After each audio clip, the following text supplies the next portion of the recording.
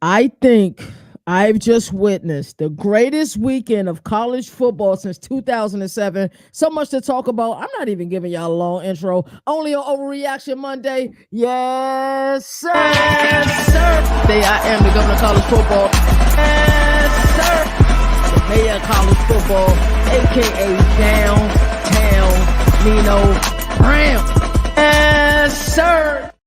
Welcome to another marvelous episode of Overreaction Monday. I am the governor of college football, and with me tonight is an all-star cast, a guy that needs no introduction, the mayor of college football, Downtown Nino Brown. Also, we have a guy that pulls a lot of string behind the scenes, the one, the only Dennis Noel, better known as D Now. Gentlemen, before we get into this bizarre yet fun, yeah, amazing weekend of college football, I think we have a huge responsibility of recapping this AP poll. I know Nino is upset with it. I'm going to start with D now because D now said something so profound in our group chat this weekend. I want to start with him. We have no representation in this AP poll from the service academies. Man, talk to me. Yeah, I mean, as you can tell, I got a couple helmets up there, so I'm high on the Mhm. service academies. Mhm. I'm looking at the rankings right now. Navy received 43 votes, and Army only received 33 votes. That's kind of disrespectful to me. They're both 5-0 for the first time since World War II. Um, they both have top 20 offenses. Army also has a top 5 defense. Navy defense is 40th. Army's quarterback's been on the short list for the Heisman over these first 5 weeks. I think any sort of team that's putting up those kind of numbers and has a star player like that should at least be in the top 25, maybe even looking at this. In my opinion, I wouldn't have a problem putting them on the bottom row anywhere between 21 and 25 for both of them. If Boise State and SMU could be in there, Army and Navy could be in. Yeah, That's a fact. for Yeah, and Michigan can still be ranked. Yeah, The service academies can be ranked. uh, for sure. They seem to not have their minds made up. You guys ever been involved with a woman? Of course, not your wives. Now, I don't want you guys to get killed, but that just suck at you. Like, what you want to eat? It ends Oh up being yeah, like a whatever you 3 hour. want. Yeah. It ends up being a 3 hour. Not ever whatever you want. Yeah. I don't care. And Yeah, you and can. you gotta play guess Yeah. who until you figure out the restaurant that they actually want to eat at. That seems like that's what happened with this bull crap that we call the AP poll. Nino, fire at me, man. What do you think about this? 3 number 18s, 2 number 11s? Like, what's really going on here? Before we hit that, I want to just circle back to Dino's. Mhm. This, like, not to beat a dead horse, but if Michigan, okay, can be in it, like you said, and I say to Boise and SMU, I mean, schedule wise, Army Navy got pretty much same schedule, strength of Mhm. schedule. If you look at what they've played so far between Boise State, SMU, and Mhm. there's a couple other teams on the docket there as well. But I mean, Michigan's quarterback play to Army's quarterback play. I mean, if you had to tell me I had one offense to take right now, I'm going with the Knights. I'm sorry, For sure. fellas. I'm not even Mhm. looking at it any way, shape, or form in the Wolverines' direction. So it's kind of like we just putting teams on here because they're popular. Their name. Yeah, Or it's all because name. they're exactly, or because they're actually good. Now, for the fact of the matter that there's 3 18s, and was it 221s or 220? It's 211s. 211. 211s. Is a simple fact of pure, unadulterated fucking laziness. Okay? Nobody wants to be the bad guy. Nobody wants to get criticized from the fans or the school saying, oh, my team's better than this team. It's not. I don't remember a time ever in any rankings where there was 3 of the same ranking. That's horseshit. Oh, there just happens to be the same amount of people voted for. Come on. We can't get a presidential election right. We're going to get the AP poll voting right. You guys get ties. That is the simplest cop out I've ever seen. Like, you guys can't stand on business or plan, say anything out of like, these guys are all close. We don't want to stir any feathers or mix the pot. We'll give 211s, 318s, and call it a day. That's trash. That right there is absolute trash. Now, couple other things. I might be long-winded here. Hey, you I'm got sorry. plenty of time, brother. Do your Do thing. you? How does Uh-oh. Tennessee only fall 4 spots with a loss to an unranked Arkansas? They were the second best team on the field Saturday. Okay, the Hawks beat Tennessee by 11 minutes in time of possession. Right, the Volunteers committed 10 dumbass penalties for 60 yards, and outside of James Pierce, they couldn't get pressure or court turnovers at all on a quarterback, mind you, that's been sacked 13 times and has 13 total turnovers. He looked like he was unbelievable before the injury. How? What happens here? I don't understand it, right? It doesn't make any sense. You would think the committee was a little easy on him because of the losses, but Missouri lost to a ranked team and fell 12 spots. Oh yeah. This doesn't make any sense. Make it make sense. Explain it to me like I'm a 5-year-old because there's no continuity here. It's like I said before, they're throwing dots at a board, whatever sticks, we'll go with that and see what happens. I don't see how the drop or the climb in teams make sense. Now, I'm just going to say something real quick about my guy. Nico's been my guy, okay? And I defended my guy next, to one of my good buddies, Joe Leary. Great guy. Shout out Joe Leary. Awesome guy, super knowledgeable. And he said he saw some red flags, Nico. What does that do to Nino? I dive in down the rabbit hole. So I started looking. There's a couple problems here. I found 3 red flags. 33% under pressure. That's terrible. I know it's your first year starter, but 33% under pressure is dog shit. You're supposed to be a dude. You're supposed to be top 3 in the class, right? You're supposed to be at least. I'm all here talking about how you're beating teams 171 to 15 in your first 4 games, but yet the minute there's any pressure on you, you crumble like a graham cracker. Nah, okay? 36.8% completion on passes over 20 yards. Yikes. 1 for 9 on passes over 20 yards to the right side of the field. And we have another Tua on our hands who can only throw to one side of the field. Okay? So it's because originally I said to him, the Vols run the ball 60% of the time, 61% of the time to be exact. And I thought that was to help Nico. But maybe that's to hide Nico. Maybe it's because of Nico. I said before, I thought the run game was to protect the quarterback and not to do what they're doing out in Oklahoma where they can't figure out what they want to do. Run with the quarterback, throw with the quarterback, or just get the quarterback murdered. It seems like that's the road they chose, violence. But maybe Heupel, and I heard you guys talk on the show before, when it's good, it's Heupel. When it's not good, it's the OC. Maybe it's a combination of both. Maybe neither one of them knows what to do here. And maybe the scheme and the fit for this offense didn't fit Nico. And maybe Madden is going to be the one that's clowning Nico when it's all said and done in the end, because Madden's at UCLA and he's collecting some talent, or he's committed to UCLA and he's collecting some talent over there. So I don't know. If they can run the ball the way they're running the ball, that offensive line's got some big dogs. They're okay. I need to see more confidence in Nico's game. I was all in on Nico being QB1 in that class. I still think he's better than Jackson Arnold. But yeah, there are some red flags. And like Joe said, as a Devy prospect, as a guy you're looking at the next level, as a guy you're looking at in maybe 2-3 years to be QB1 in his class, he's got to fix some things.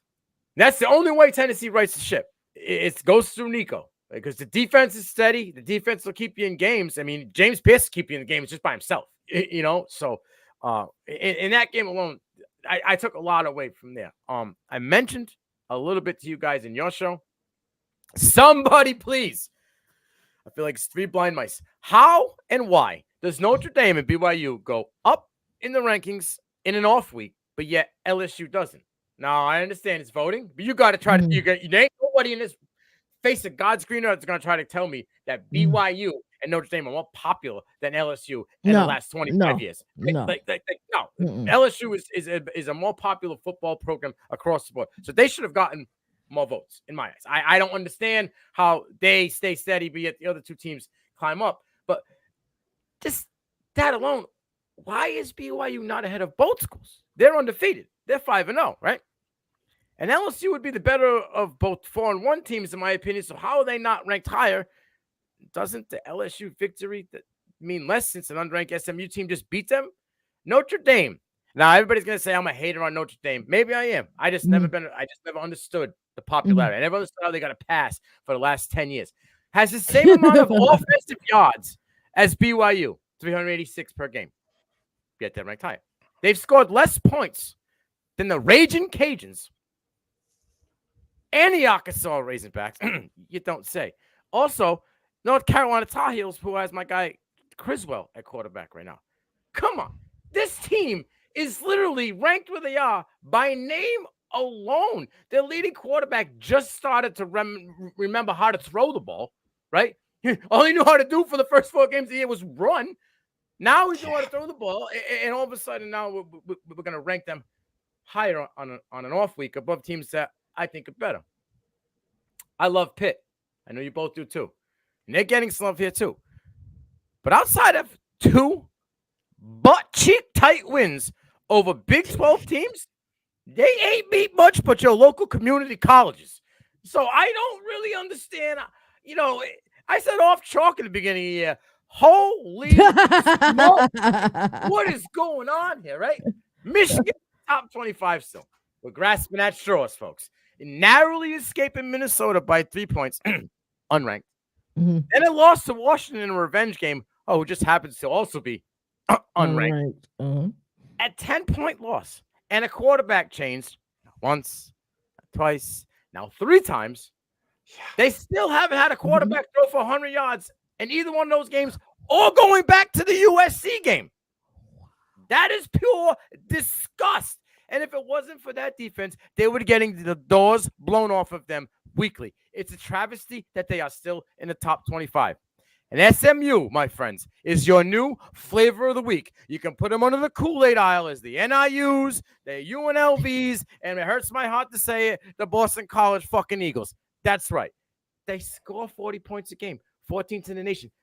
But that's great. But they 3-3 TCU team, they barely beat them. They're a suspect defense TCU team. Or the Louisville team that I mentioned before that might have been a tad bit overrated.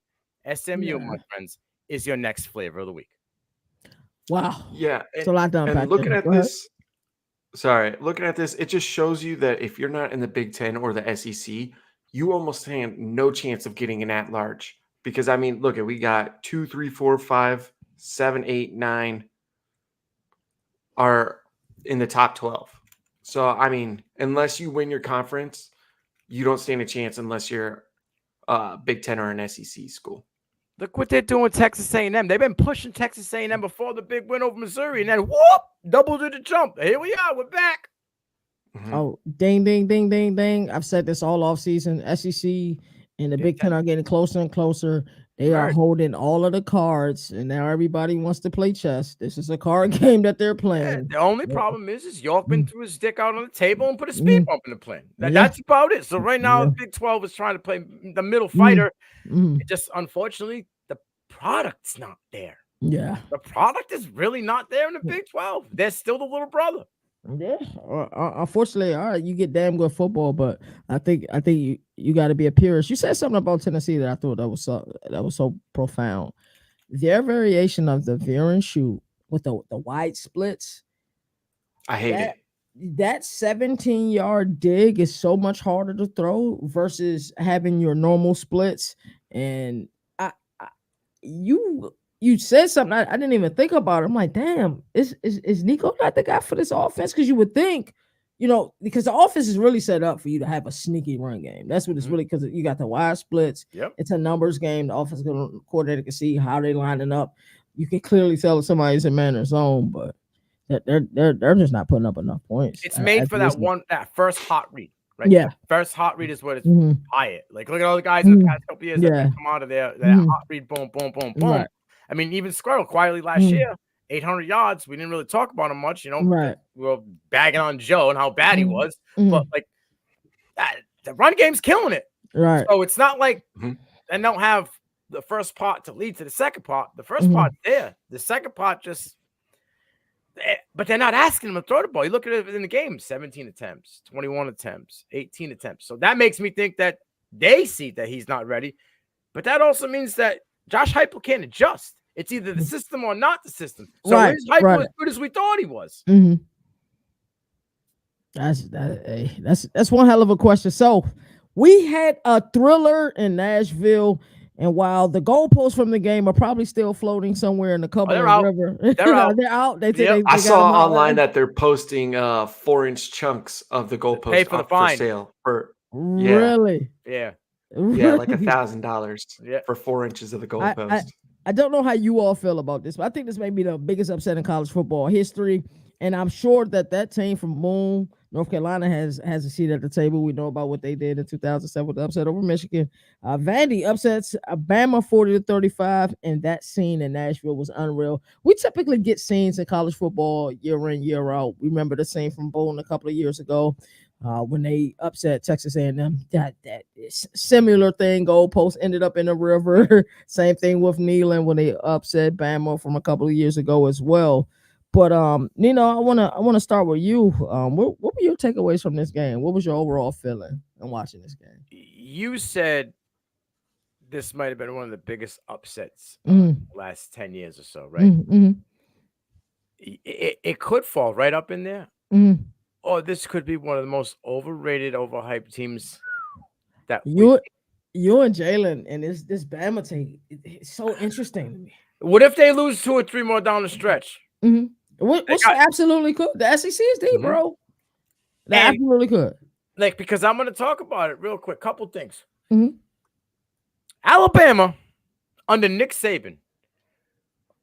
I would have bet my house, my kids' life, and would have never lost this game to Vanderbilt. The man just said the week before that it's a difficult to place everywhere on the road unless you're playing against Vanderbilt. He just said it the week before. And then they go out and lose. They were 22.5-point favorites. They were number 1 in the country. That would have never happened under Nick Saban. I'm sorry. What else would never happen under Nick Saban? Malachi Moore would have never finished that game. Nobody been playing this week, and probably not possibly the weekend after that. My man threw his mouthpiece like a little baby on the ground, walked over when the ball was put down by the referee, and kicked that thing.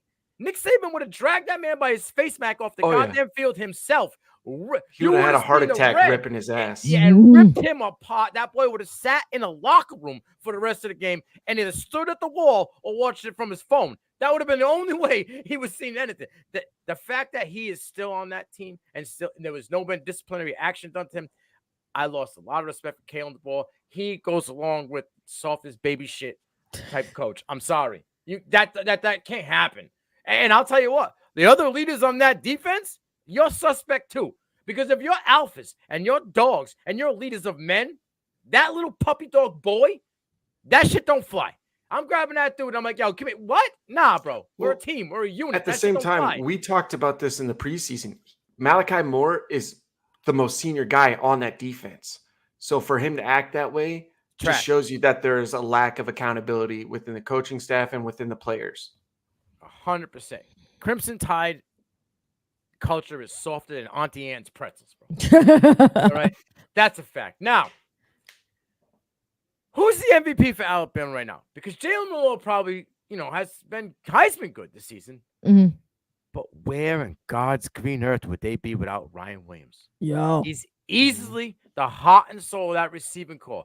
Germani Bernard, who? Bro, they wouldn't even be in games if it wasn't for the ballerina dancer.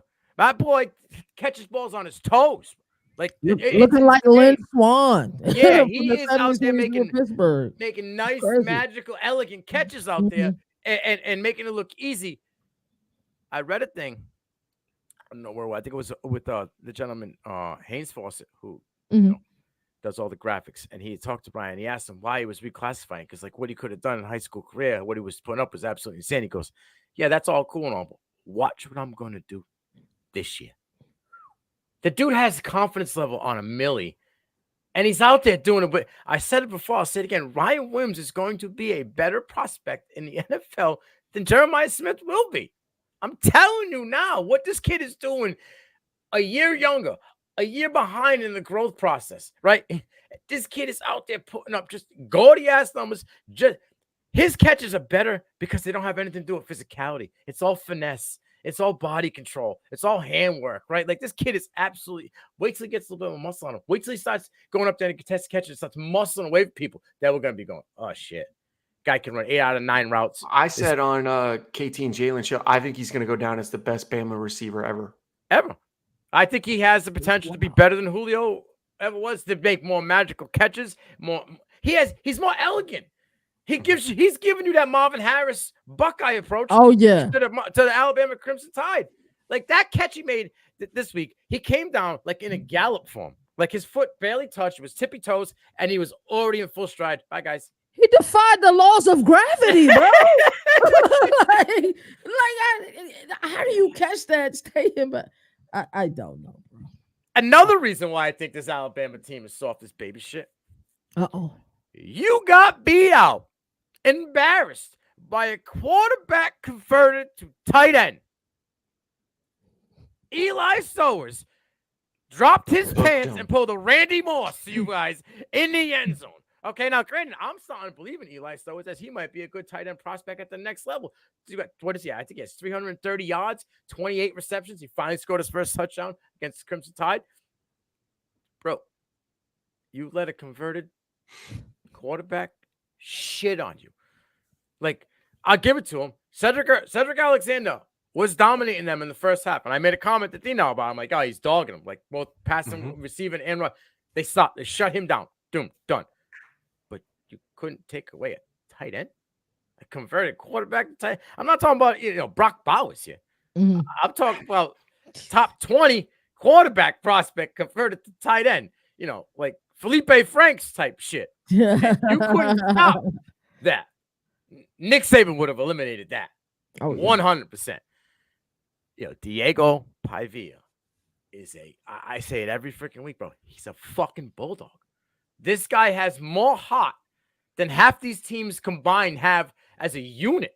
There's no killing this dude. 9 lives? My man got 29 fucking lives. He doesn't get did you see him after they won that game? I thought he was gonna burst every blood vessel in his neck, bro. Like, he gives everything to every team he is on. You would have never thought that he ever played for New Mexico. But like this dude is Vandy to Vandy. It's absolutely, positively insane the way this dude works. And I give it to, I think there's a chance that he could make it to the NFL as like just a journeyman, quarterback fill-in and type dude. Like, if my guy Flutie and dudes like that had a career in the NFL, I think Pavia can be that type of backup in the NFL. He's a gritty dude. Grinder, really right? Taysom Hill type guy without the receiving capability, just that tough grinder guy. This is Vandy's Super Bowl. This was everything for them. I don't expect this to light a fire under them. They'll be in games because, like I said, Pavia ain't laying down for nobody. You know what I mean? Like, he's gonna fight to the last second. Bowl eligibility this season for Vandy? It'll be close. It'll be close. Like, it's not out of the realm. I think 5 is going to be a real tough test. I think they might miss it by, a game or so, but they'll be in those, like, the games where they could get 5 or 6 victories. I think they'll be right there. You know what I mean? It'll come down to that Tennessee game. I think what they're doing right now, though, that Tennessee game, there's a chance Tennessee puts a 40 in that game because they figure it out. If it's not Nico and it's something where the offense isn't clicking, right? That's something they can figure out. If it's something with Nico or he's not ready to take the next step or he doesn't fit with the offense, that's something we have to wait till next year. This could be a 21-27 game right down to the wire. For sure. Yeah. This game, though, right here, this game put the recruits' eyes on Vanderbilt. Okay. We might draw some 4-stars now. We might get a little bit more buzz from recruits locally that aren't just out ready to go right out the door somewhere else. Keep what they always say. You got to start in the circle at home. Keep your hometown stuff at home and don't let them go. So this game might not be huge to other people, but for people at Vanderbilt, this will last more than just week 6. Oh yeah, it matters to those fans in Nashville. You seen tears coming out of some of their eyes. It was just an amazing scene. So Dina, I want to come to you. What were your takeaways? Can Bama rebound from this? And also, Kalen DeBoer is about to find out what life is like in Tuscaloosa after a loss. This ain't Seattle, dog. You lose down there. Yeah. These fans, their intelligence, they're gonna have those people calling through the roof. Feinbaum ripping you. Oh, bro, Feinbaum show us the Jerry Springer of college football, bro. Yeah, so first thing, like Nino, I loved how petty Vandy was. They had that clip ready as soon as the clock hit 0. I loved that. Second thing, it just showed where Jalen Milroe needs to progress as a passer. Most If I want to definitely. fine tune, nitpick his game, a lot of the intermediate throws weren't his best throws. Which I mean is also saying something because he still went out there and completed 75% on the game. Um, as for Bama, I do think there's a chance they can recover. Their schedule is it's not the easiest, but it's not the hardest at the same time. But the point that, like I told you guys in the pre-show, that I'm going to hammer is they got to become more evenly balanced. As the last couple games, they've been super pass heavy.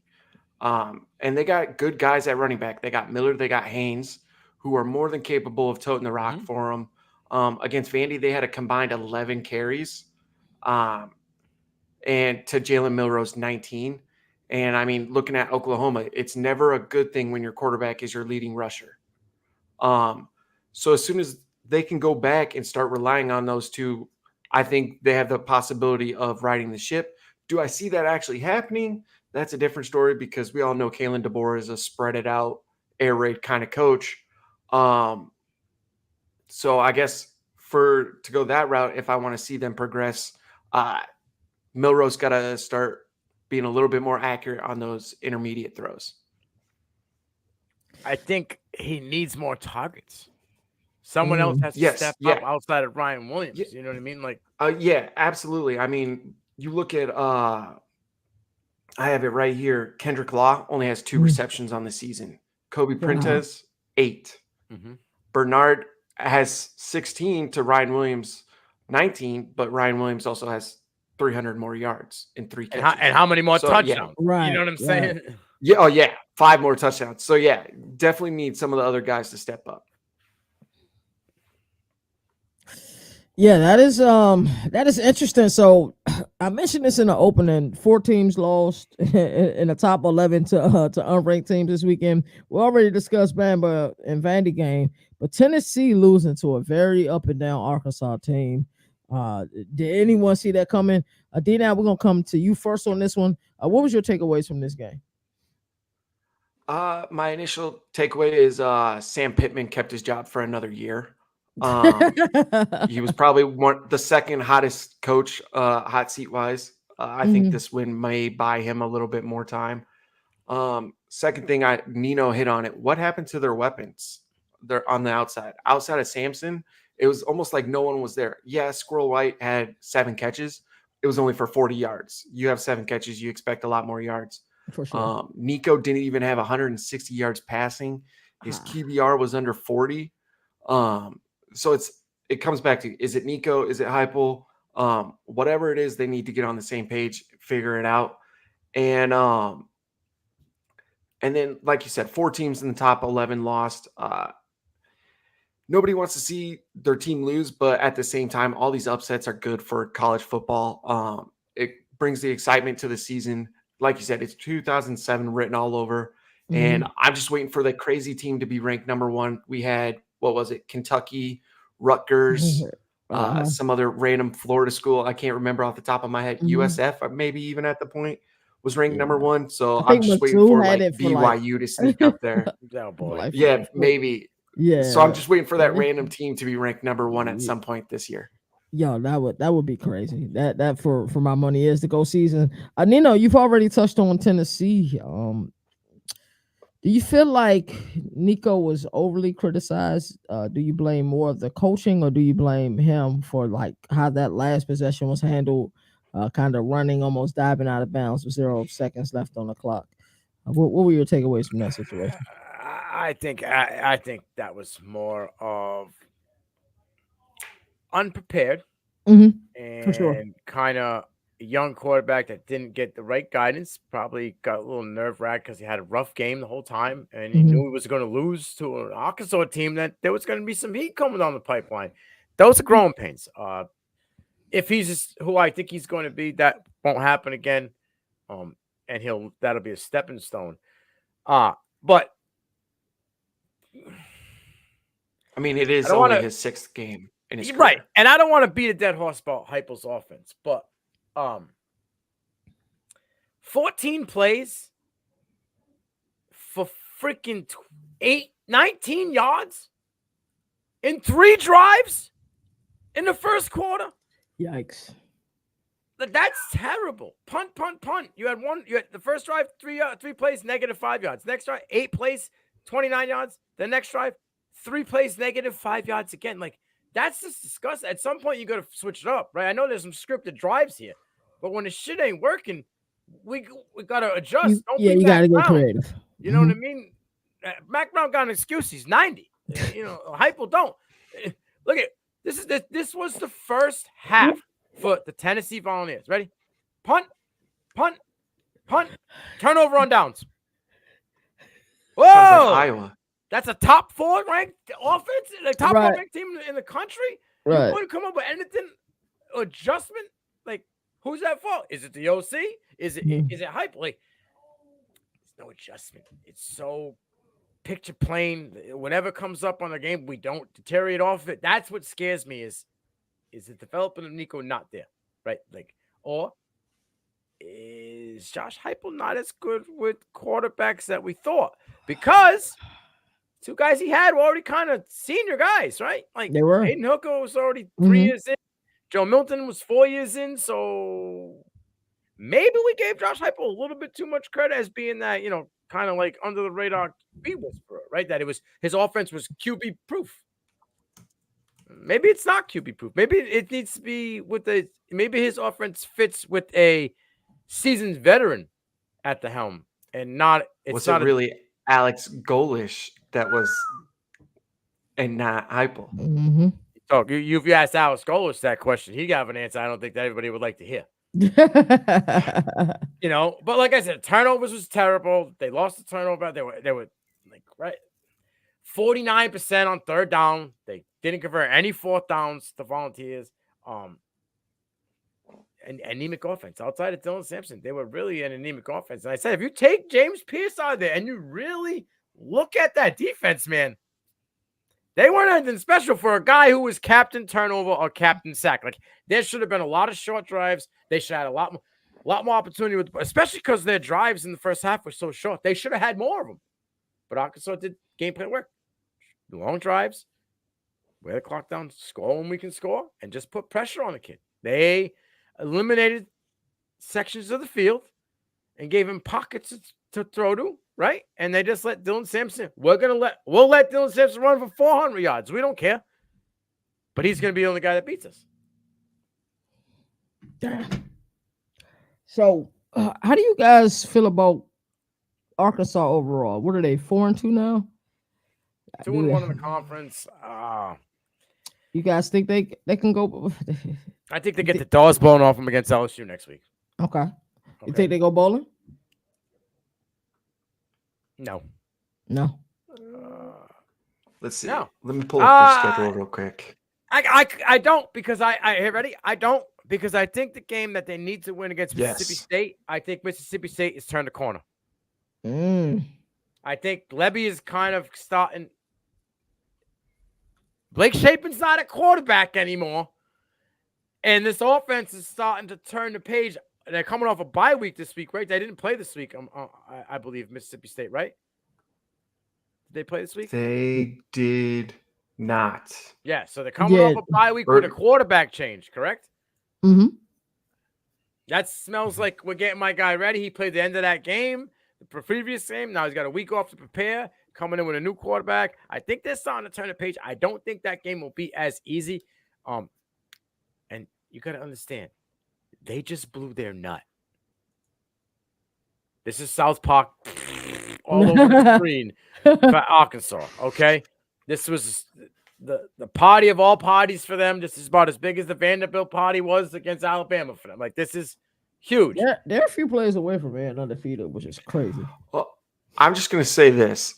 I think they beat Mississippi State, and I think Mississippi State has no confidence in themselves just by looking at the ticket prices alone. You can get tickets for $6. $6. But And then they play Louisiana Tech later in the year. So I see them going 6-6. Okay. So they may be a French bowl team. A French bowl team. Yeah, I just think that Mississippi State game is going to be a little bit more difficult than if they aren't bowl eligible. We would have to say Pittman's gone, right? Yeah, I think if they don't make a bowl, listen, Bobby. I think it depends on how bad they lose these games. Okay. So if you think they're competitive, because they've been competitive this year. They've been competitive, and Bobby Petrino just won a huge game as the OC and didn't get in any trouble. His name wasn't mentioned. He didn't go out drinking. He wasn't on a motorcycle. Like no motorcycles, no mysterious women on the back. This is key for them. Like it's a new Bobby. They know they have a backup plan if for some reason they shit can Pittman and they can't go out and find a guy, or maybe Petrino is the guy, and that was the plan all along. Mm-hmm. Listen, if they get blown out by 40 by Texas, by 40 by Ole Miss, bro, they'll be rolling out the red carpet for Sammy Pittman to the outhouse by the end of the year when they face Missouri. They will. Yeah, I can see it. I think he gets one more year. I think this win bought him one more year. Last year took a toll on them. It did. That was ugly. It did. There was a lot of speculation that he was going to be out of there last year. Again, I'll say it again. It should have been. I said it before. I question the development of quarterbacks, and I question Malachi Nelson's decision to go to Boise State, because Taylor Green is still a turnover machine, okay? Yes. But he was just a one-trick run-the-ball pony at Boise State, who all of a sudden, under Petrino and Pittman, can throw the ball. So let's talk about a game in ACC territory. We kind of predicted this game last week. We was like, this could be a trap game for Miami. They narrowly escaped Cal in an epic 25-point comeback, winning 39-38, improving to 6-0 on the season. Before we get into any takeaways, is the ACC protecting the Hurricanes? Seriously. We've seen controversy in consecutive games now. We've seen it with the Virginia Tech. I firmly believe that if you call it incomplete on the field, the ruling after reviewing it should have been incomplete. But the fact that they called it a catch on the field, there was nothing conclusively that said, hey, he did not catch the ball. And so we got, the possible targeting that should have been called that wasn't called. And then we got the pass pro 7 yards.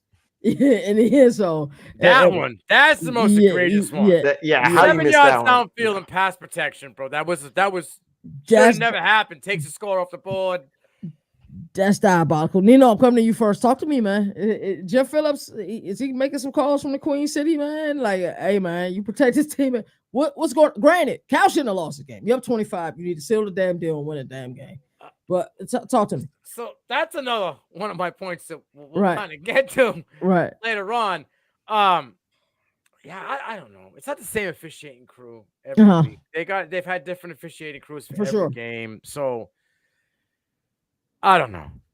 It just feels like, like that old saying, you're falling shit, you come out smelling like a rose. I just feel like Miami happens to be that team. Last year they fell in shit, came out smelling like shit. Right. Didn't kneel the ball. So I mean, everything runs full circle. Mm-hmm. Is Miami back, or is this suspect you? Because, and I'm not talking about getting arrested, as in you guys are suspect here, because they haven't beaten many top tier teams this season, and maybe the top names, but not top teams. 5 points total and 2 victories against unranked ACC schools. Hurricanes might need to dial back the ego a little bit here. Can we put out an APB in Dade County for Damian Martinez? Oh, yeah. Because the Oregon State version of that gentleman is still left on the other side of the country. It's still in cold balance. Outperformed by Mark Fletcher versus a Cal defense that was on the field a shit ton. Okay. 3.5 yards per carry versus 7.5 yards per carry. Fletcher doubled them in yards on one less carry. And I said it last week, and I'll say it again.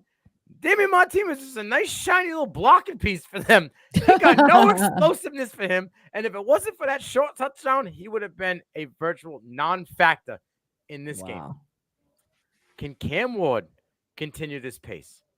for a guy that fizzles out at the end of games and seasons, 53 pass attempts is probably not the best idea for a dude who seems to just fall out like a wet match. They're going to have to become a complete offense to maintain these victories, considering they're beating unranked teams with trouble. 35-10. Are you fucking kidding me? You had 35-10 lead with 8 minutes to go in the third quarter. 4 consecutive touchdowns by the Hurricanes, and you got a field goal, bro? Wilcox and Bolish have to eat this one and sit down face to face and figure out who's going to cry more fucking tears. Cal had no answer on offense for the defensive Miami side. None, right? 15 pressures, 12 QB hurries, 2 sacks, and 21 run stops. Mendoza got his bell rung. The running game had less than 3 yards per carry. It was a fucking shit show. Yet they lost by 1 point. Yeah. What does that tell you how shitty Miami really is, right? Cal had 2 big offensive plays and a 40-yard pick six that really much kept the Golden Bears around. Ott was bottled up for most of the time. Thank God he's a good pass catcher. Had that 60-yard pass reception. Cal is overrated. They had a couple of good games. They flashed like that. Like, I don't understand. They, like Jalen just said, they shut it off. They turned it off. And like I said, halfway through the third quarter, they were playing not to lose. Teams that play not to lose. It's like prevent defense. You're preventing yourself from winning the game. For sure. I don't know why anybody plays it. You stick with what you had working the whole freaking time. And I don't know. I don't want to say this, but I think it's time that somebody said it because I ain't heard it yet, and I might as well get ahead of it. I guess Mario Cristobal's got to get put in this fucking Coach of the Year category, right? They're 6-0. They're ranked in the top 6 in the country. They're the best team in the ACC statistically. He has to be decided. He talked about it. I mean, we got people telling us Cam Warren probably going to be top 3 quarterback drafted in this class, right? Like, we better start talking about on a one-sided offense. Like, they are a one-trick pony. It's Cam Ward's arm, and that's it. I have a fear that he fizzles out. Come down the stretch, and that's not because he can't do it. I just you're looking at a 5-year, right? This is year 5 for Cam Ward or year 4? Year 5, right? 5, yeah. Yeah, 2 at Connor Ward, 2 at Washington State, and now Miami. 5 years of a guy who's throwing the ball a fucking shit ton. And Connor Ward, the dude, is throwing it 50, 60 times a whack. And then they wonder why he fizzled out down the stretch. So he's got a lot of wear and tear on those tires, man. I worry that he might not be able to sustain this down the stretch. And without having the two-headed monster that they thought that they would have. I thought that two-headed monster in the backfield with Cam and those weapons in the receiver room, they were one of the most complete offenses in football. They are a one-trick pony. They need to figure it out fast. Wow. Great insight. Intel, great take. I agree with you 100%. I just don't buy it. Like, yes, you're 6-0. Great job. Cristobal certainly deserves a seat at the table. His name should be discussed for Coach of the Year, but it's like, no, I don't buy it. Just the eye test for me. They're going to be the Florida State of this year. They're going to go undefeated, maybe. If they don't lose that hiccup game, like we said, they'll go undefeated. And I don't know if they're going to be in the top 4. Nah, I don't think they will. Denell, talk to me. What were your takeaways from this game? Yeah, as someone who's been on the Miami hype train all season, called them my ACC champs in my early hot takes. I'm starting to see that Miami is not the juggernaut that I thought and a lot of other people thought. They're 2 plays away from being 4-2, potentially unranked even at 4-2. The Virginia Tech is what it is, but I mean, it was clearly targeting man downfield on those blocks, like we said. But at the same time, like you said, Coach Wilcox has to eat this one. When you're up 4 scores, you can't blow the game. And then I know I've been kind of hammering it all show. Nino definitely hit it home. The team's got to become more balanced. You can't have Cam Ward throw it 53 times. When you get to the playoffs, you play teams like Georgia. that shit's not going to be able to be done. And like you said, you got Fletcher, you got Martinez. Run the damn ball. Even if it is 4 yards a carry, when you got 2 alpha running backs like that, run the damn ball. They got 3. They just got to be the kid lied. Yeah, 3. Mm-hmm. Yep. But yeah, if they want to make it magical season, win the Natty potentially, they got to have some sort of running game that's consistent and not Cam Ward 53 passes a game. Guys, they play a suspect Louisville team that I think that they can easily. I think they lose to Louisville this week. I think they lose to Louisville. I think Louisville's got their heart and soul ripped out of them back-to-back weeks. I don't know if they got it in them. I like Louisville's defensive line. I think so. In that game, I like what you're saying, the pressure up front, but I think Cam's big body and willingness to sit in the pocket and eat it. I think that Cam might be able to outlast the defense of Louisville if they're going to go to wall like that for this game. But then you look down the stretch. Or Syracuse at the end.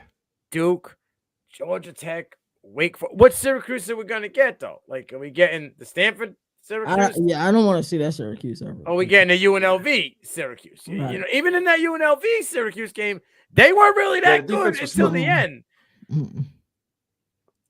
I like Kyle McCord a lot. I mean, he's good. I just I was going to say he might be my sleeper pick to New York this year. Who? Cam? It's not even really a sleeper pick. No, McCord. I think he's going to get invited to New York. I think he could. It's just I hate to have to rely on him. I feel like you're putting a lot of pressure on the kid. You know what I'm saying? Like, he's having a great year and he's balling out. The defense sometimes just can't stop a nosebleed. Oh, they can't. and it's bad because Marlo Wax is a dude. I think defensively. When is he coming back? Because he's been out for about 4 weeks, right? Yeah, I would say 3 or 4 weeks. I believe it's 1 more week, and he should be back. But like, they have some dudes on the edge, and they have a safety and a cornerback that are really good. But it's just like sometimes it feels like they're all playing on an island and not as a cohesive unit. But yeah, I mean, it's at Syracuse to end the year, so that will probably play a factor. But I mean, they're looking like there's a good chance that they could, run the table. I called Florida State being bad. They got a backup quarterback. Gronkemeyer might be the quarterback by that game because Glenn is poopy. You know what I'm saying? But like the ACC, don't rule out Clemson. I mean, Clemson, could be right there. It seems it's there on all cylinders, clicking now. Yeah, that's my pick for the ACC. Finally, I agree. Finally. Yeah, that's Clemson is my pick for the ACC. I'm with D now, though. I think Miami will go. Their time is coming. Klubnik come back 1 more year? I think he has to. Listen, I think he has to. I think his stock dropped too much at the beginning. I know, but if he has a season where it's like a Bo Nix type season. If he leads into a natty or the natty game. Although even the top 4 in the playoff? So to get off tangent, if you don't mind, KT, if he goes that far, he's going to be QB4 at the best. Still, which with how weak some of these execs are saying the QB class is, that would put him late second, early third. Now, are they saying that these execs saying it because they're trying to dumb it down to the other? I think where he's going to wild teams at though. He's going to interview very well with these teams, and his athletic ability is going to, because I think he'll actually run. I think he'll probably participate in all the drills, and I think that's where he'll kind of separate himself from a couple of people. Why draft Riley Leonard? But he's still going to be QB4 with a way better passing game. Yeah, but I see what you're saying though, D. Now, as far as can he creep up into that top 4 or 5 if he continues to play that? He may be the better quarterback. He's not going to surpass Shador name wise. He's not going to pass Milroe name wise. All these execs are going to go after the flashy toys, not the Why couldn't he pass guys who could actually win them. Because I think Cam Ward is going to lead Miami pretty deep in the playoffs. Clemson. Yeah, he may even still beat Clemson, though. That's the thing. What I'm saying is if Cade Klubnik out-duels Cam Ward in the ACC championship, their numbers are pretty close. They are. I think total touchdowns, he might have more. Cam Ward is just one of those both of flashy toys this year. Yeah, I've been around both of these gentlemen, and I like Cade Klubnik. Like I said, I think he'll interview well. Cam Ward is special, bro. Like I said, I've been to a couple of media days. I've never seen anybody bring their damn parents to media days. And you know, a lot of people say I just like to chill. I don't really go out and fishing. He's all about that shit. Like, and teams are going to eat that up too. But I don't know. I think Cade Klubnik can surely close the gap because him and Garrett Riley, I think, are on the same page now, and things are looking really good for Clemson. I would love for Dabo Sweeney to have that "I did it my way" moment. He's got 18 total touchdowns, right, on the season. What does Cam Ward have? Say he's 65%. I mean, Cam might have more. I'm not sure. But. Yeah, I think Cam should be somewhere around there for touchdowns, and then interceptions. I think Cam Ward somewhere 18, around 4 or 5. 19, 20 area. He has 20 passing touchdowns, and then he has 3 Russians. Yeah, so I mean, it's not, but he also has 1 extra game. He does. So I mean, it's really not that far ahead of Cade if you think about it. You know what I mean? So it's like the kid's quietly having a really, really good season. So is Drew Aller, and nobody's talking about it. Everybody wants to rip both of those quarterbacks for when they, supposedly not good, but when they are good, we don't hear nothing. I don't buy like it. I told you, I think Cade comes back, Aller comes back, and I think Nuss. I think all 3 of them come back and fight for QB1 all season. Yeah. Shouldn't Nussmeier come back though? I can't. If you look at his numbers, they're right there with the top guys in the game. Trust me, I did not want to like that kid, bro. There's not a throw that kid cannot make. you know what I'm saying? Like these nails too. Yeah. It's Do I think he needs to come back? No. But he should come back. I feel you. Business sense. I've been a Quinn Ewers guy. More tape. You think? I think some teams are gonna be afraid of Quinn Ewers. I would take Nuss over Quinn. Yeah, I would take Nuss solely off of size over Quinn. I haven't seen Quinn. I'm old school. I like the bigger quarterbacks. Yeah, I haven't seen Quinn Ewers play a full season, bro. Like that would scare me away from him. And a league where players are bigger, faster, stronger. If I had to, hold on. Think how it's going to go. It's going to go the Joe Burrow route. Nussmeier right now, I think, is a fringe late first, early second round. Next year, I think he'll be 1 or 2 overall. You guys probably be surprised with the guys. That's why I think he should come back. I would take Nuss over Quinn Ewers personally. I would too, and I've been a Quinn guy the whole time. I mean, the fact that he can make every throw, he's doing it at the same SEC level. You know what I mean? Like he's big time program. Quinn is starting, right? It's upcoming week. He's starting. Okay. I wasn't sure. I think Cam Ward's a 3rd round pick. Well, when you said that, what did I say in our chat? I think this could potentially be like a Kenny Pickett draft class, QB wise. Where everyone was like, "Oh, we're gonna have like 3 or 4 first round, and we only have 1 actual first round draft pick." I think some teams would be afraid of Shador. Deion has already said there's certain cities he's not going to play for. He's not that good in the pocket. Yeah, his pocket awareness. I think teams are going to pass on him solely because his dad. You think so? Yeah, kind of like how people don't remember because he calmed the hell down when his son went to Oregon, but Bo Nix's dad was a piece of work down in Auburn, bro. But he calmed the hell down when he got out to Eugene. I mean, everybody's dad seems to be a little bit of a piece of work. I've spoken with a lot of QB's fathers, and they all have their side, and you have to. You know what I'm saying? Yeah. That's crazy. So I want to have one last topic before we get out of here, and it was something that D-Now had announced in chat earlier that made me wanted to talk about this. Players are foregoing the rest of their season to have a redshirt year and enter the portal like earlier than ever. Maybe it was something that kind of got swept under the rug before, but we're seeing this a lot now.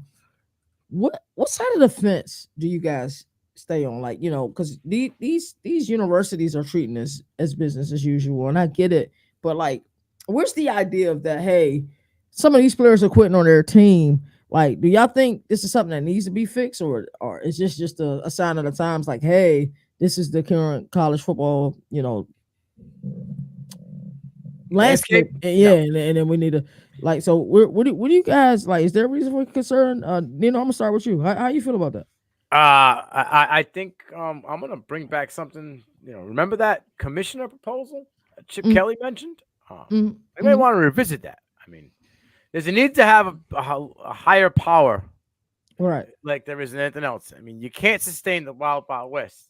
You know what I mean? Like this is what we have right now. This is the Wild Wild West. And I know a lot of people say, "Oh, Matthew Sluka is going to change the game." Matthew Sluka just signed up at Circuit City University, okay? And everybody out there, but big names, Travis Hunter is one of the biggest names in college football, said it's not about NIL, Sluka. It's about the NFL. I'm going to tell you, probably half the GMs at the NFL looked at that kid and said he quit on his team. Yeah. He was looking out for the better interest of himself. They were 4-0 with a playoff chance. Didn't skip a beat the next week when the backup came in, who many thought should have been the starting quarterback. Right. So, yeah, I think that kid might have opened up some other people's eyes and say, well, maybe I don't want to be looked at as the kid who quit on the team for more money. And Genty said, I could have got more money. It's not about the money. It's about building a legacy, being a legend of the program you started. So when the big name faces and names in college football are siding with the don't chase the bag, chase the dream type deal, the money will be there at the NFL. Yeah, I think NIL was for the guys that, weren't getting it, weren't probably going to play NFL football. We're being the reason why the brand was so good. It's like, all right, so say those guys at Michigan up front, the front line, offensive line, those guys aren't getting any money. Yeah, maybe some of those guys will go to the league, but some of those guys are probably going to go sell cars or insurance after they're done. So the NIL, I think, kind of would more so geared to benefiting them. I know we all talked about the O'Bannon brothers, and that's where it all derived from. But O'Bannon brothers got their money afterwards. It never was the amount of money that they probably were owed to. No. But UCLA. But there's a lot of factors. We need to shorten the portal to a one window, unless, instead of these two separate seasons, one window, unless your head coach leaves and gets fired, then it's 10 days, and that is it, right? I think NIL money needs to be broken down into payments for each player. None of this lump sum and bounce. I think it should be a weekly payment. You know what I'm saying? That's given to you, and then if contractual, right? But what would you going to do? How would you, if you don't break it down into weekly payments? How would you say, okay, I'll give you $100K now? Just like the NFL, you get game checks. That's what I'm saying. It has to be check wise, so you only get paid. The Proctor does when you do the hour. You know what I'm saying? Leaves and then So I agree with that. You sign $100,000 NIL deal. We'll divide it up by 11 games, whatever it may be. Every game you play for Iowa or Michigan or North Dakota, you get your check to you in your account and your commissary, whatever you need to do, and we go about it that way. You can't be giving guys $9 million up front and they don't even step on campus. Like, that shit can't happen. Yeah, that's Jaden Proctor. Yes, for sure. Jaden Rashada, right? Jaden Rashada thought he was getting $9 million.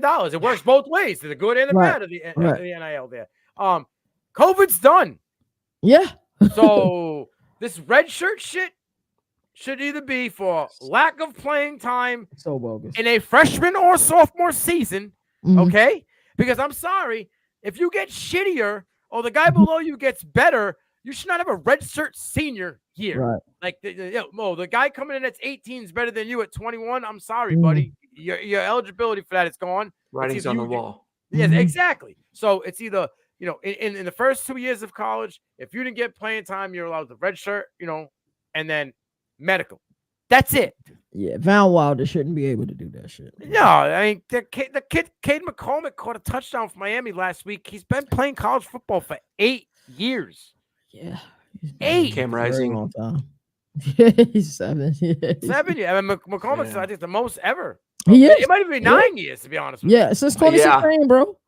So 3 different schools. He played for Oregon. Jesus You know, Christ, that's crazy. yeah. So like, I I wasn't think there thinking has to about be. podcasting in 2016, bro. Yeah, it's dude, it's insanity. But yeah, I think that there needs to be rules and regulations, and I think there has to be somebody. I mean, shit, the countries would go to shit if it was just the Wild Wild West. I don't believe in either one of them, but like, you gotta have a candidate that has to be a Right. guy that runs the country. You know, whether it's Right. Sleepy Joe, Mhm. whoever it's Right. gonna be, Right. there has to be a guy in the commissioner's office. You know, shit. If you want it to be Urban Meyer, let it be Urban Mhm. Meyer. If you want it to be, you know, Brett, you're a second. Tell him, hey, listen, you're doing such a good job here. Mhm. Well, whoever you think it is, I think there needs to be a guy in that seat. Someone has to be the checks and balances. There's 2 sides to it: the player side, the school side, and then there's the guy that oversees it. Like they say, there's 3 parts to every story: your side, my side, and the real side. I think secretly behind the scenes that Charlie Baker and the NC2A are giving each other high fives because there was times where they were trying to intervene and They wouldn't let look at him. all this stuff. Yeah, and then it's like, And now he just plays the. We tried to do this. So this is where our aspect and goals were. Unfortunately, due to hey, he wasn't good in New England. I didn't like him in Massachusetts. For sure. I don't know how he got stuck into football, but maybe he's the guy that should be the commissioner. Yeah. You know, or someone in that realm, that category. But I think there needs to be a higher power, someone to rule with an iron thumb. Yeah, they need reform, and that reform will certainly lead to regulation. Now talk to me. What are your thoughts? Yeah, so I'm just gonna echo a lot of what Nino said because we kind of feel the same way about it. The one point where I'm kind of on the fence is coaches use the players to get paid, so why can't the players use the coaches to get paid, sort of thing. Yeah. But outside of that, yeah, I think Nick Saban should be the first college football commissioner. You go to one signing period, and that's in the spring. You go to the transfer portal is after that signing period, so teams can pick whatever pieces they need after signing. Again, and then I think they should go to kind of a mixture of how baseball does it and the NBA. You can kind of go pro before high school, like in baseball. Otherwise, you got to stay for X amount of years. I believe it's 2 or 3 years before you can try to go pro again. Ooh. Or the NBA, any year you want to go pro, go pro. I think that will solve a lot of issues there too. I know I'm opening a can of worms there, Nino. But that's just how I feel. I think that would solve a lot of the NIL issues if people had access to the money if they were good enough instead of the flip-flopping. All right, real quick before you go, KT. I am all about Ryan Williams. But if Ryan Williams... No, I'm just saying if there was ever anyone good enough. Right, all right. But what I'm saying is guys would take that chance. Some teams that are terrible would take that chance on a guy. If Ryan Williams at 17 years old went to the NFL, he'd probably be in a hospital with CTE right now. Because I disagree. I don't think that body's ready. Look who they're playing, bro. They play cupcake games. The guy across the field from him is nowhere near in the realm. If TJ Lockett can have a 10+ year career with his frame, Ryan Williams, who has room to grow on his frame, he came in at 21 years old, though. He came in at 4 years old. He's still a $170. You're but you know how to move to avoid. He's 17 or 18 years old. These guys are avoiding at least 3 years of college football. The growth in that lot. These guys in the NFL are already there.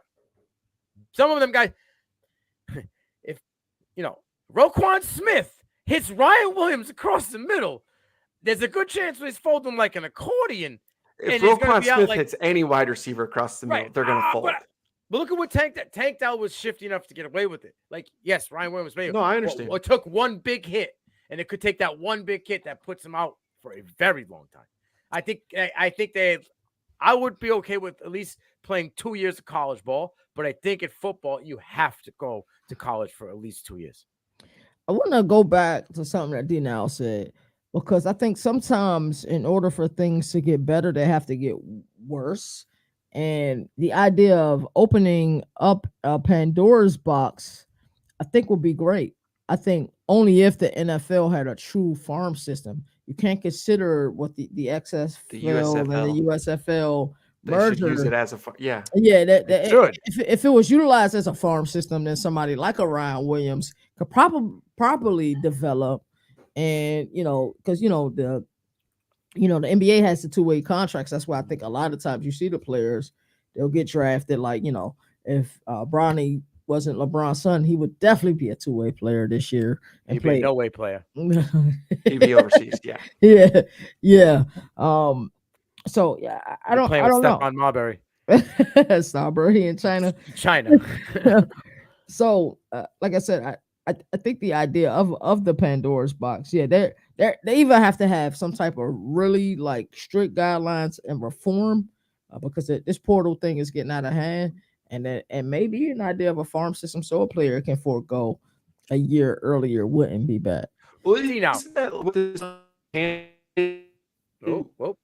like that language. That's a new one. Uh, What?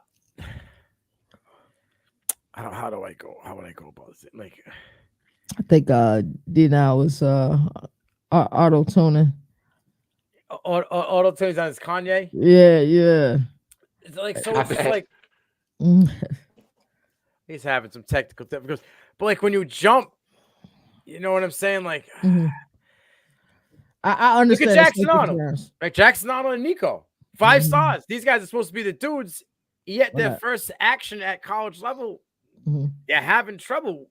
Would teams give up? Look, they gave up on Bryce Young, right? Yeah. Like, would they give up on these guys? Will we have more guys go through the wayside if they Mhm. jumped from high school to the NFL without hitting college than we do now? Because we're having trouble collecting guys at the quarterback position alone after playing 3-4. I love Will Levis, bro. He's hot garbage. Damn. You know what I mean? Like, That's heartbreaking to hear you say that, bro. bro, he's throwing the ball backwards. You know what I mean? Like I That's don't know if he's broken mentally, if he's Mac Jones 2.0 now. You know what I mean? I see what you're saying. But like, yeah, it's concerning. Like, Hey, I owe you an apology, bro. what do you mean? One of your guys really showed up this week. I know he didn't have any touchdowns, but just know that I was watching. He looked pretty good. Who's this guy you talking about? Yeah. The kid, Connor Wegman. Yeah. Yeah. Maybe the shoulder's healthy now. You know what I Uh-huh. mean? Like maybe the fact that Marcel Reed Mhm. lit a fire under his ass. Mhm. Hey, but I want to say kudos to Eli Drinkwitz, bro. Mhm. That dude, he a funny guy. Bro, Marcel really funny. Sister Uh-huh. is the AD or somewhere in the athletic department for Missouri. Oh wow. She was banned from all practices all week. Didn't give a shit that she was that she worked for the school or banned from the facility all week. Hey man, they might have played better if she was at the facility.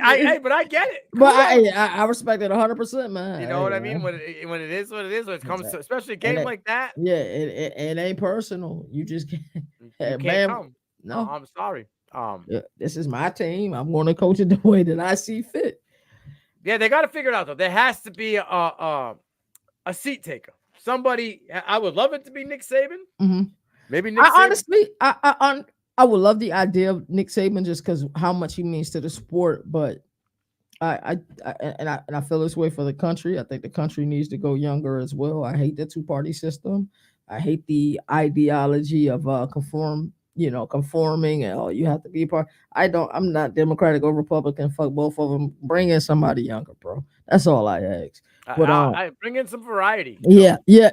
Let me have multiple choices. I don't agree with everything on this platform, and I don't hate everything on that platform. I stopped watching puppets when I watched Pinocchio. There we go. There we go. We don't think like sheep.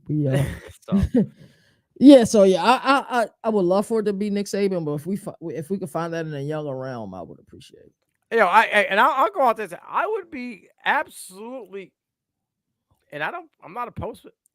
Go out there, get a female.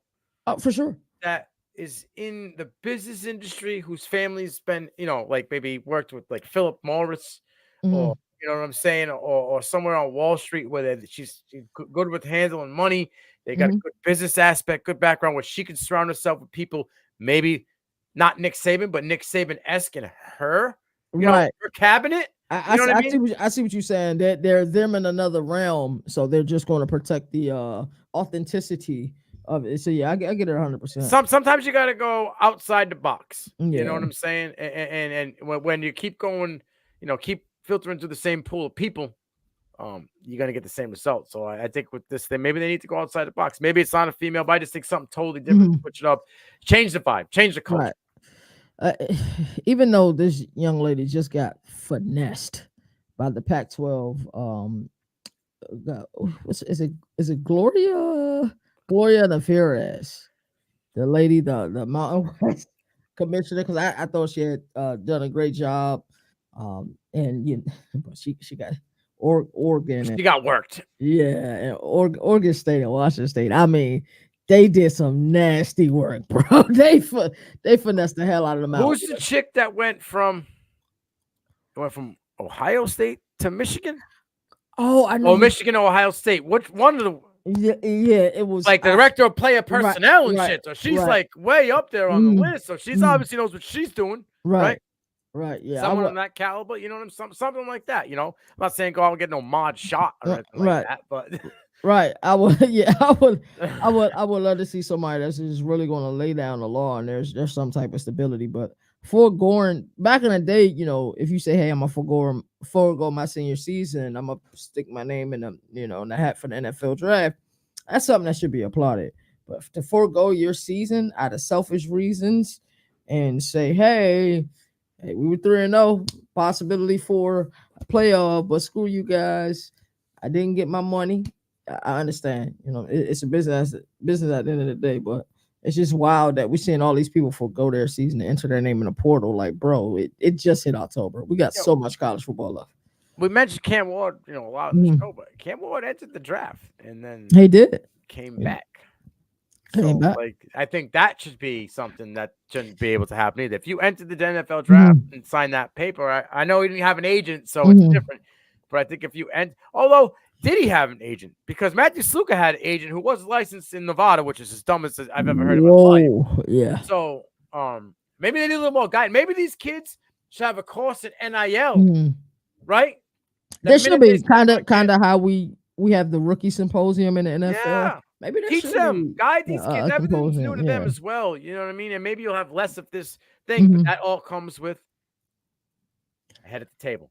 Yeah, it will be, especially if you it would really be easy to do if you had somebody go around, or like for these media days, have the teams come out, the players that you want for media days, the other players can go to like a symposium and learn more. Hey, D, now it's all good, bro. It's been a fantastic show. Nino, anything you want to add, bro? Yeah, so like Dino had mentioned, like some of these teams in the bottom of the AP poll, but like this is what I'm saying. Pick it. Washington got 4 votes. Texas Tech got 7. Bro, there is going to be, and I'm calling it now. It's going to be a juicy fruit, your winter fresh, double mint. You know what I mean? You're going to have a flavor of the week, but that is another way from the committee to dodge bullets. It is. Extended the playoff to dodge bullets.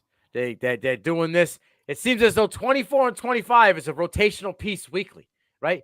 I think it's 4 out of the 6 weeks we've had a team in and a team out. It's musical chairs, bro. So it's just, we did not do justice. We saw Boston College. We saw SMU. We saw NIU. We moved them up and they had a bye week, and then we dropped them out the following next week when they played again. Like, so Oklahoma State, we kept them around a little bit because we thought, just like I did, they were going to be somebody. Yeah. But what they were putting up as a product wasn't it, and they're off by the wayside. West Virginia put them paws on them plays this week. When Michigan loses the next game because Van Wilder is not the guy, you know what I'm saying? Yeah, that's crazy. Is it possible Sharon Moore get fired year 1? Oh yeah. Oh, there could be. And this is what this is the thing is. I think that poor man was set up to be the fall guy. Oh yeah. Not like, oh, he's gonna take the heat for all of Harbaugh's shit. I think it was Harbaugh didn't do anything to set that team up to succeed.